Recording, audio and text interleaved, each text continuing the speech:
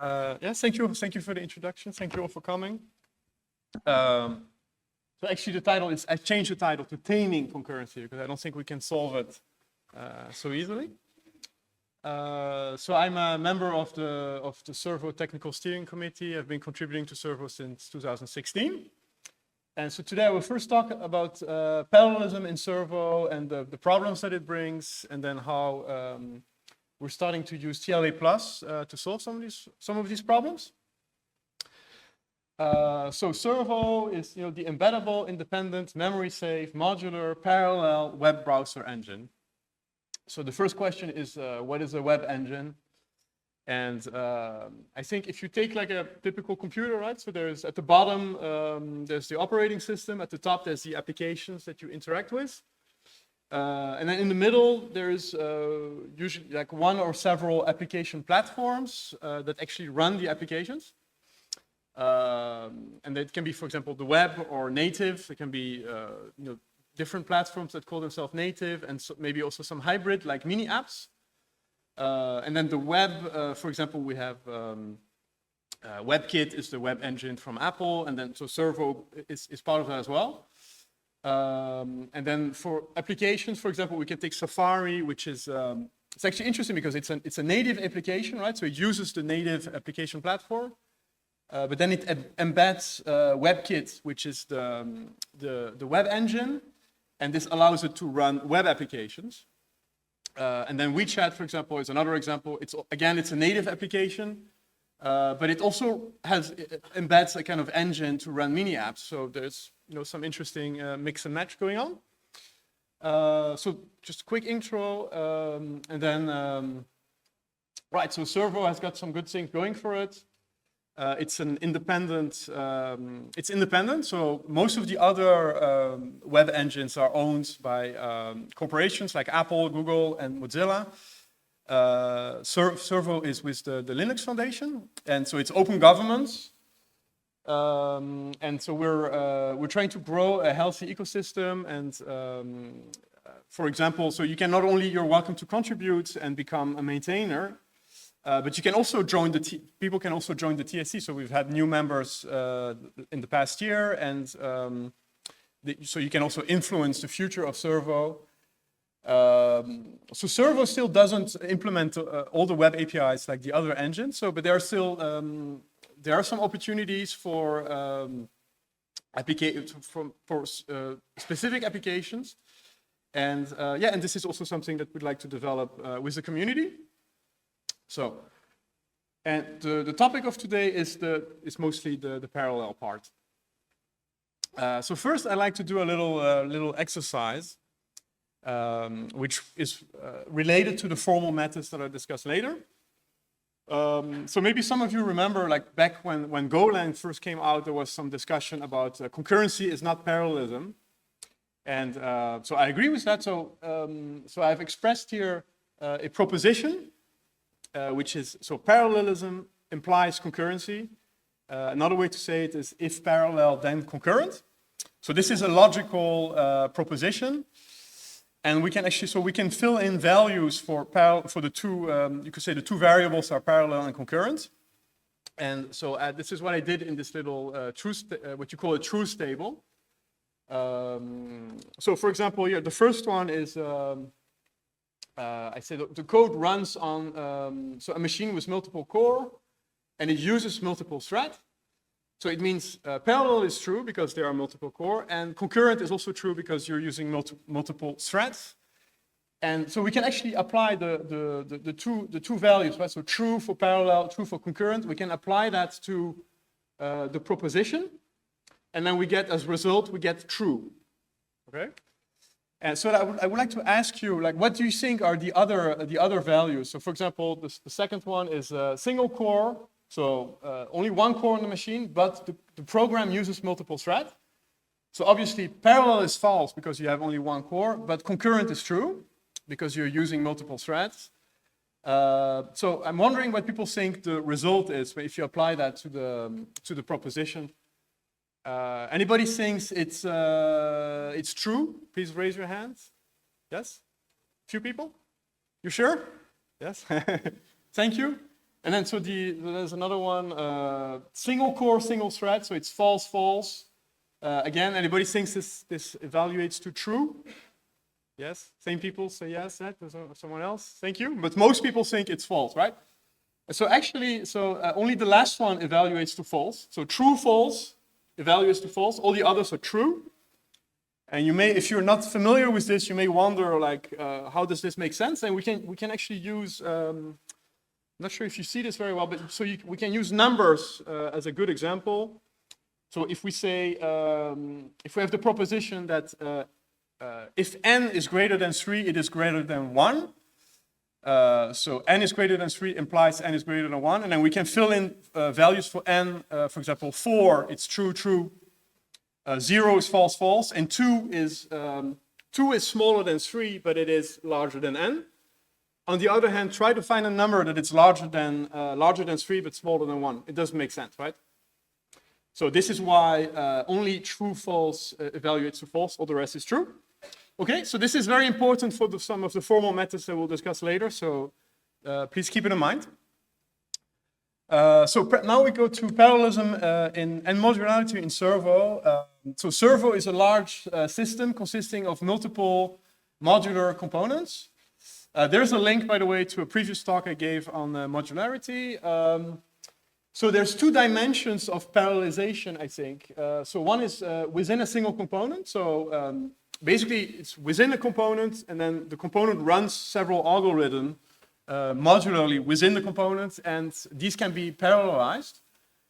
So for example, the layout algorithm, parts of it can be done in parallel. The network component can run multiple requests in parallel. We have an image decoding component that can decode multiple images in parallel. And this is usually a combination of data and task parallelism, and it's usually done via a thread pool that is owned by the component. So this is inside the component. And then we also have parallelism system-wide. So, and this is because each component usually runs, not all of them actually, but most of them run at least in their own thread, and sometimes even in their own processes.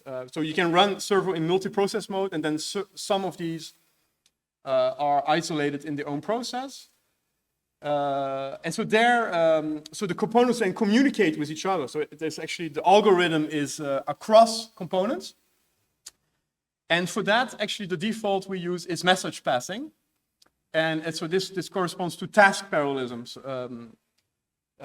So it's, we don't share data, and we just send messages between the tasks. So in both cases, concurrency, and so, you know, parallelism implies concurrency, right? So concurrency challenges the correctness of the algorithm. But most algorithms are actually simple, and I will explain what I mean by that now. Or actually in a later slide. And so a message passing is a very good default for simple algorithms. So what is message passing? So I like to call it, what we do in Servo, I like to say that we have event loops. So not just one, so many people think of an event loop as the system kind of UI event loop, but I think each component that runs in its own thread usually is actually running what I call an event loop. So it's usually a thread, and then you loop on receiving on one or multiple channels, and so you get what I call is an event loop. There's some code examples, right? So select is when you select on multiple channels. So the data then is owned by the thread, except of course the channels, right, which are shared.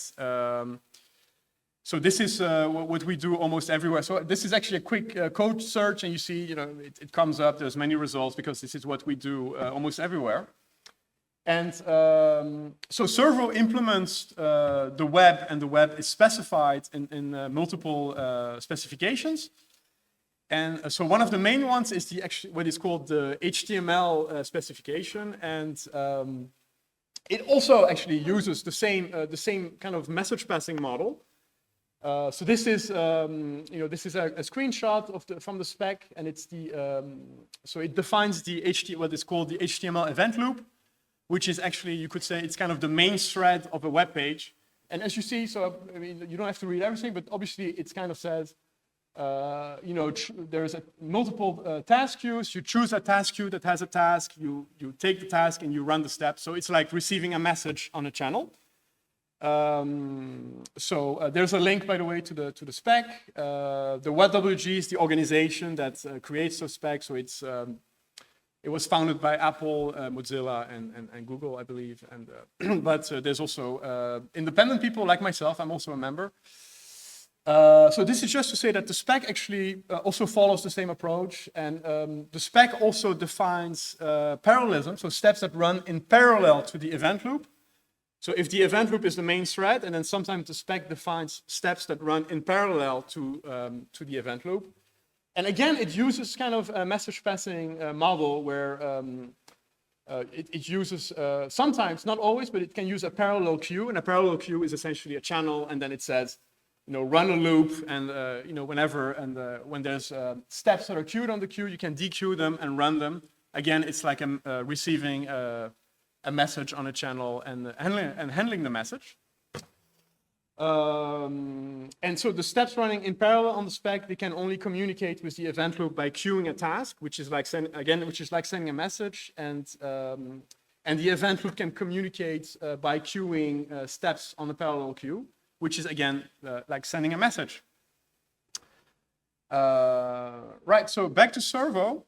So as I said, most of the algorithms are actually simple. And what I mean by that is here on the left-hand side. It's basically an algorithm consists of, step one, you receive a message on the channel. Step two, you handle the message. So usually there's some state mutation. And then you're done, actually. So it's just like the step is mutated in, the state, sorry, is mutated in one step. And then you just go back to, trying to receive the next message. So you could say each message handling spawns a new instance of a simple algorithm, and there's no, so there's nothing complicated going on from one message handling to the other. Like each time you handle the message and then you're done. And this is, you can compare that with complicated algorithms where you actually receive a message, then you handle the first message and you get some sort of intermediate state. And then you gotta go back to handling other messages. Sometimes there are algorithms that are interleaved, right? So you handle other messages for other algorithms. And then at some point you receive further messages and then you end up in the final state. And so you may feel this is actually a very confusing way of describing it, and it is actually. So I think it's very difficult to define these complicated algorithms in English, and it's another point why we need more formal methods. So what's the problem with these complicated algorithms is that so after you have these intermediate states and you need to wait for subsequent messages, but without blocking. So you keep running and you handle other messages for other algorithms at the same time. So it means that sometimes these other algorithms, they change the state, they kind of corrupt the state of other algorithms. So there's these weird bugs. And another problem is often you get live locks because you actually never receive those messages that you need to get into the final state. So now I'm going to discuss an example of a complicated algorithm, which is called the update to rendering algorithm. So again, it's part of the HTML spec. And so this is a screenshot from the spec, which says, so this actually starts from in parallel steps. So it says a window event loop must also run the following in parallel. And it is so every time it becomes aware of a rendering opportunity, it must queue a task on the event loop, and the task then the task then runs this further algorithm that is called update the rendering. So this is essentially in practice. For example, if you've just rendered the last something to the screen, and then you can run a bunch of steps in script that can update the state of the web page, and then before rendering the next frame.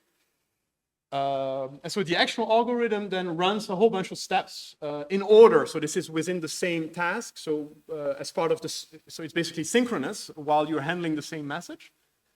So these are some examples, right? So it's run the resize steps, run the scroll steps.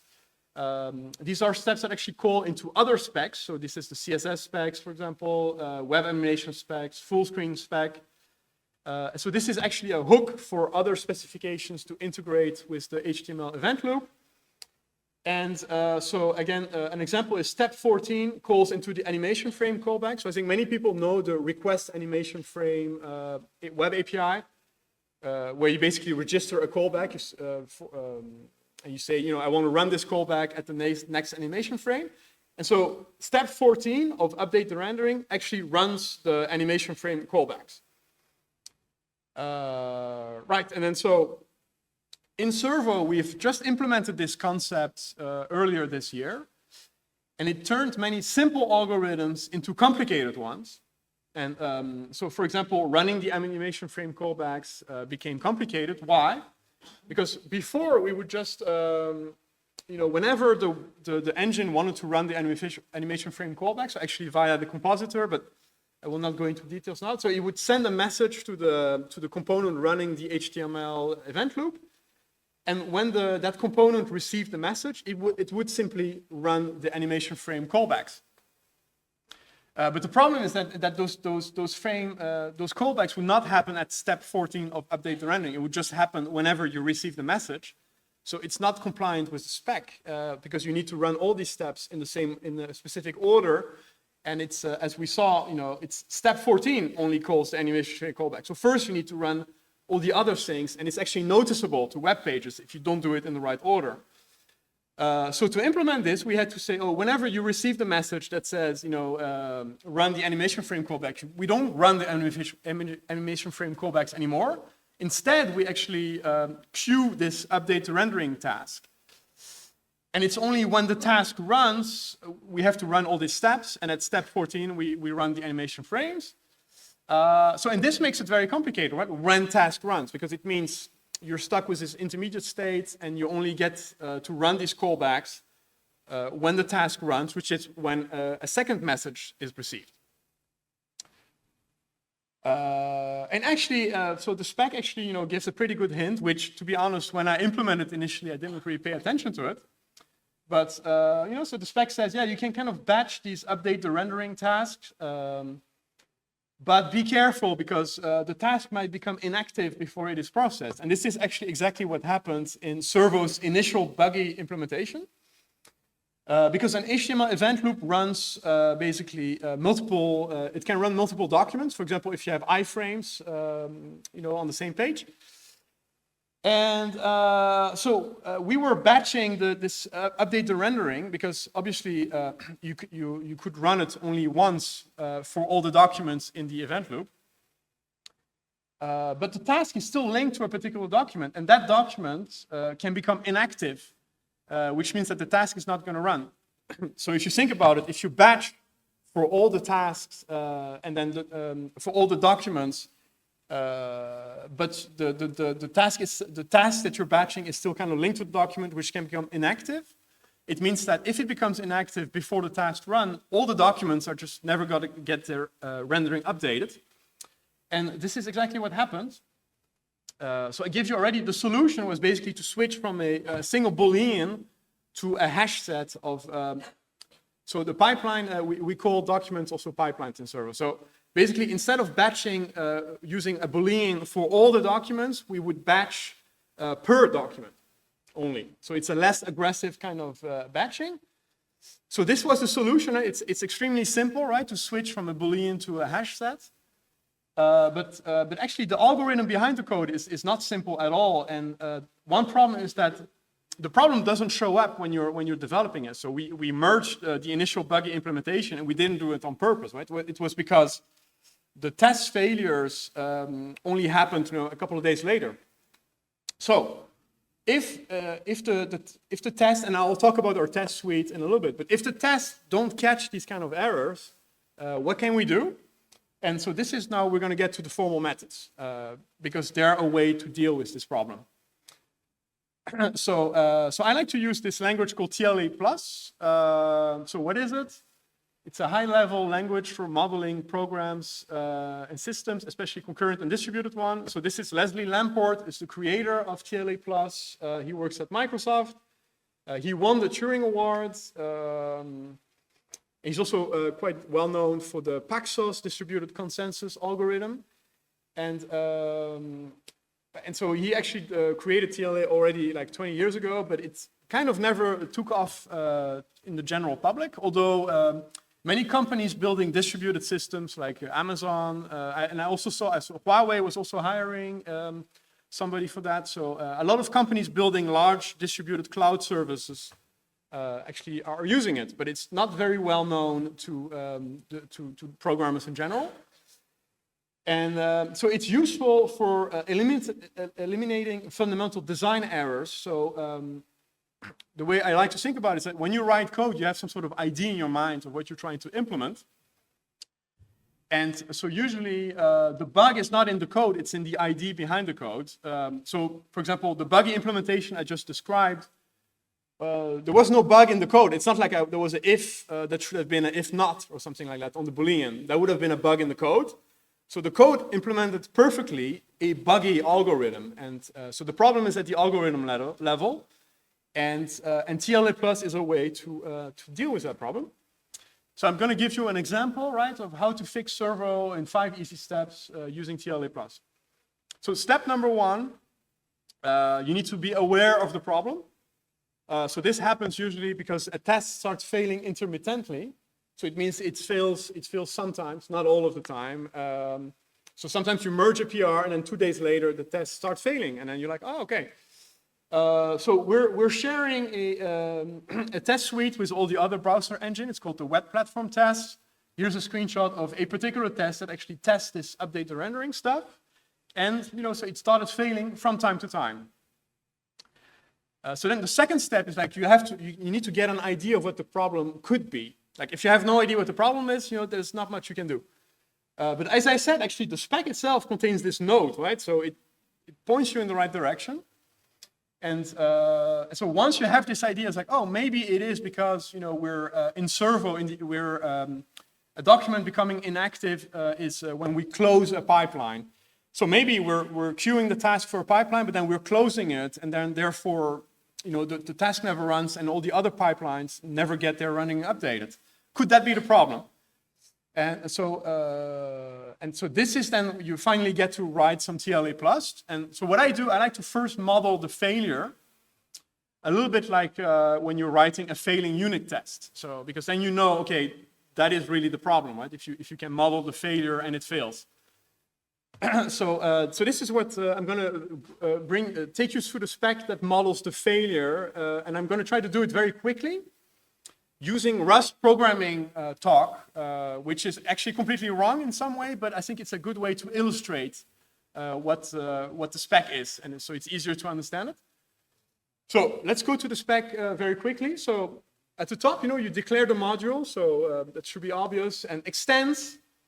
This is, extends means you're importing some libraries, right? So variables is you're declaring those variables, so it's like let. Constant is actually it's a little bit different from a const in Rust. It's more like you're saying there is a value that is going to be filled in by a config outside of the spec. And then here, pipeline, this is actually a little bit like a const in a statement in Rust. So here you actually kind of like you could say initializing a hash set of pipelines, from 0 to n. With the ID is like 0 to n, and n is the config value.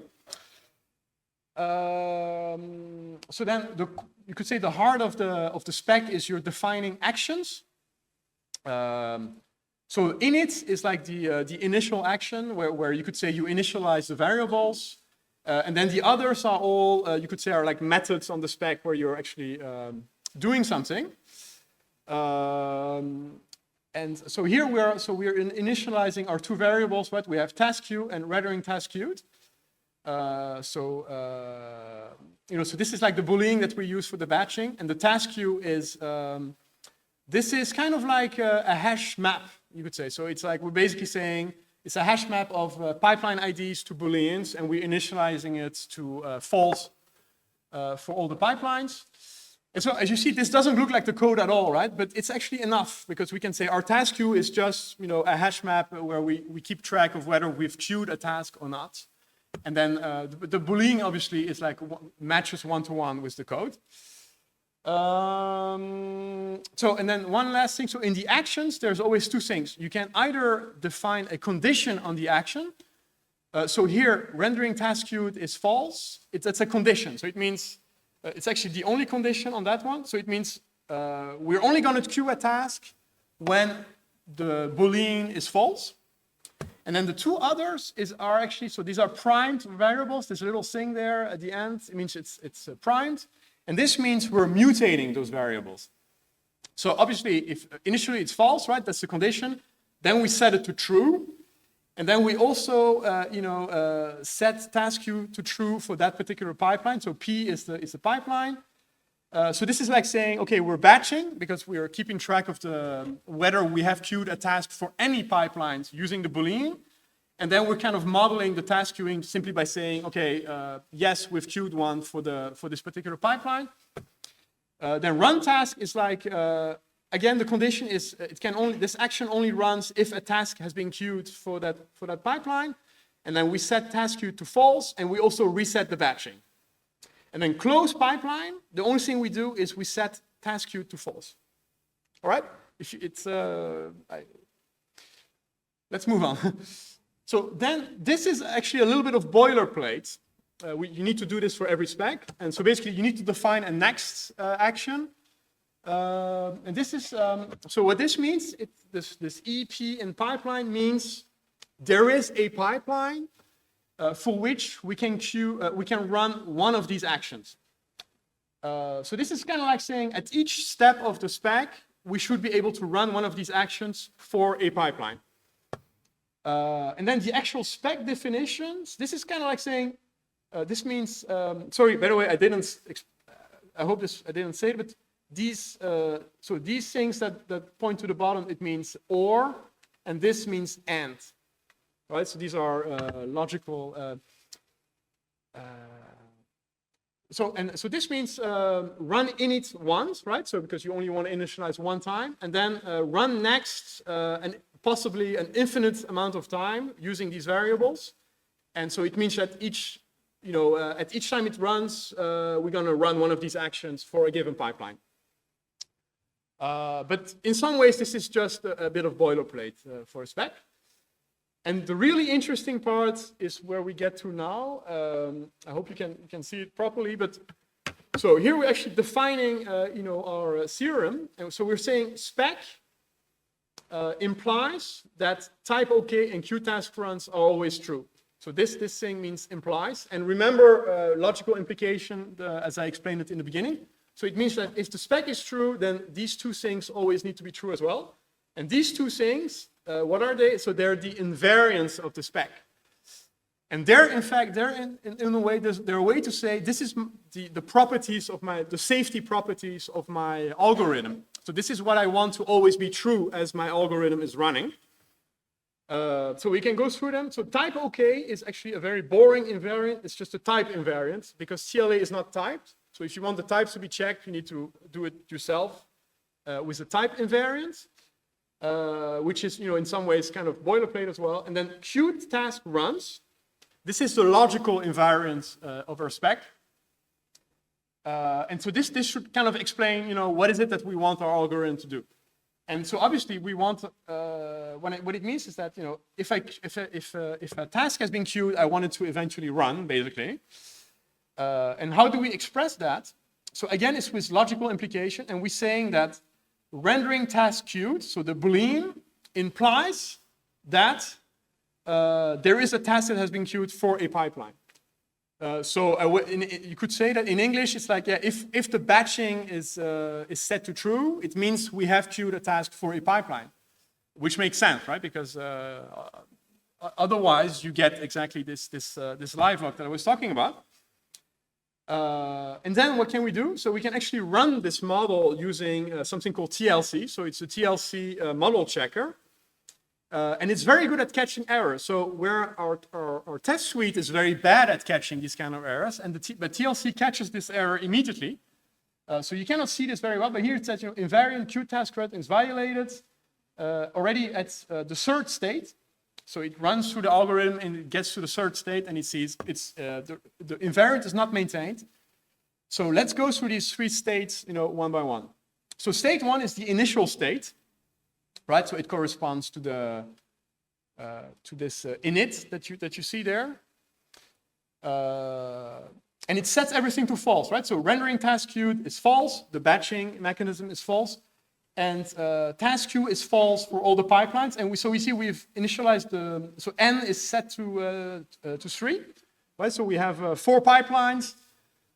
So no task has been queued for any pipeline, and the batching is false as well. So then the second step is queue task. And we see that so the batching is set to true, and we have a task queued for pipeline with the ID 0. So far, so good. And then step 3, so now we get rendering task queued is true, so the batching is true, but, so this is, stage 3 is the closing of the pipeline, all right? So, and when we close the pipeline, we cancel the task, basically. So the task is set to false, but the batching is still true. And remember, logical implication, the only thing that evaluates to false is true, false, right? So in this case, rendering task queued is true, but there is no pipeline for which a task has been queued. So true and false is false, and so the invariant is not maintained. And TLC tells you you've just hit an error. And so this is exactly the problem that we had in our implementation. And that took a couple of days of test runs to actually hit this pass on CI, but TLA finds this in a couple of seconds. So a quick little intermezzo. Yeah? So in the title, I've put I didn't say formal method, I say sort of like informal methods. Why is that? Actually, because we're not being very formal. So there's no proof of correctness for the spec. So there's a way to do it. It's something called the TLAPS proof system, but I'm not using that. There's no verification of the code. I actually have no idea how to do that. And we don't even use advanced TLA+. So there is, for example, a concept of eventually happens. But if you go online, and usually when people ask questions about TLA+, about something that doesn't work as they want, it relates to stuff like that. So my advice is just keep it simple. What we're doing with the booleans here already kind of models the idea that the task eventually runs. So we don't actually need to use these more complicated TLA+ concepts. What do we do instead? We just use the model checker to gain confidence on the correctness of our spec, but it's never 100%. And we just use our brain, to have confidence that our code implements the spec. So basically, if you know your system, if you know your code, you should be able to model it and know okay, this is how it runs. My model matches reality. But in the end, it's like a logical unit test. So even if it passes, it doesn't mean that there are no bugs. So the absence of bugs is not proven, but it's the lowest possible effort. So I can write a spec like that in 30 to 60 minutes. Although usually, you need a night of sleep to realize that you missed something. So it's like low effort but high benefits, in my opinion. So there's a link so that you can find some more in about this TLA and the TLAPS proof system for anyone who's interested. So back to Servo. Now we can model the fix, right? So as I said, the fix was basically switching the batching from a single Boolean to a hash set, where you basically keep track of the batching on a per pipeline basis. So here we can, you can see this. So instead of having a Boolean, we now have another, what is kind of like a hash map, where we keep track of a Boolean for each pipeline. And we also have a new variable which is closed, this is actually a set. So this is like a hash set in Rust, and we basically, so this will allow us to keep track of pipelines that are closed. So you can see, for example, now queue task, we add the condition that you can only queue a task for a pipeline if it's not closed. So if it's not in the set of the closed pipelines, and you see that we keep track of the batching, but on a per pipeline basis. So this accepts, by the way, sorry, I didn't explain it earlier, but I think it's pretty obvious. It's basically you mutate this hash map, and you're basically saying that key should be set to true. Run task, so again, it's kind of similar as before, except that so we still actually reset the batching for all pipelines whenever we run the task. And this is also what we do in the implementation, because it's actually the simplest thing to do. And closed pipeline now also keeps track of the pipeline that has been closed, which is not something we actually do in the implementation, but it matches the logic of it. So sometimes the spec has concepts that are not present in not literally present in the code, but that still are a good logic match for what you're actually doing.